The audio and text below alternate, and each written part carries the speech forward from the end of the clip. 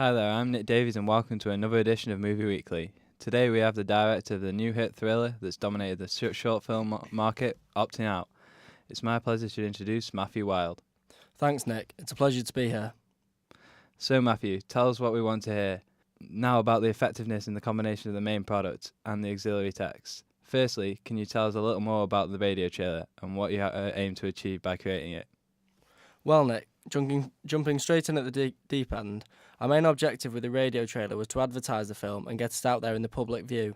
I mean, if people don't know it exists, then we're never going to get very far, are we? The radio trailer itself describes a bit about the plot of the film and also mentions in brief the message we are aiming to get across in the film. The trailer worked really well, I think, to promote the film. It gave a little taster of what to expect, but holds enough back to create curiosity amongst our targeted demographic. Interesting. Does the same apply for the magazine review?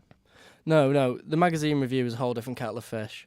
With the review, there is no biased views or comments. It's not necessarily used to promote the film, but create a neutral analysis of the film's strengths and weaknesses.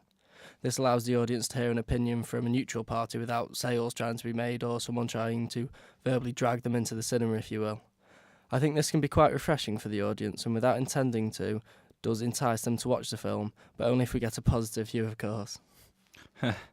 Your reputation, I'm sure you rarely have to worry about negative reviews. Thank you, you're very kind.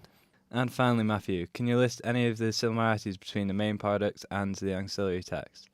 Well, since our film is of the thriller genre, we attempted to recreate this feel with our auxiliary texts. For instance, with the radio trailer, we wanted to continue the dark yet exciting atmosphere that we had in our film.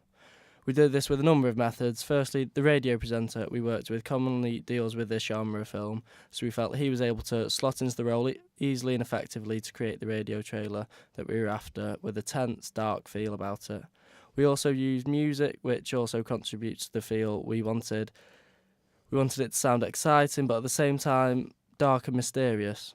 The track we used is particularly good for this, as it's quite upbeat yet dark, thus creating a very atmospheric feel during the radio trailer. More similarities between our main product and the auxiliary texts was the relationship between the colour scheme.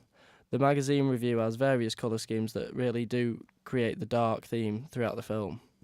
For our magazine, we opted to use dark tones to create a sinister vibe that we hoped would reflect the eerie atmosphere within our film. Yes, I can see that.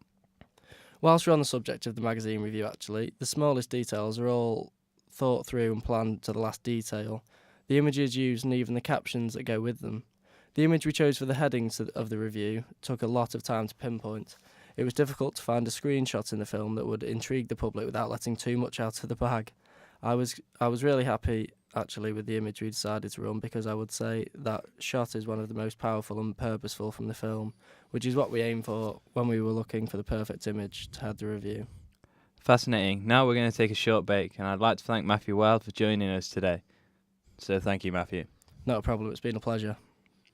More film news coming later on tonight.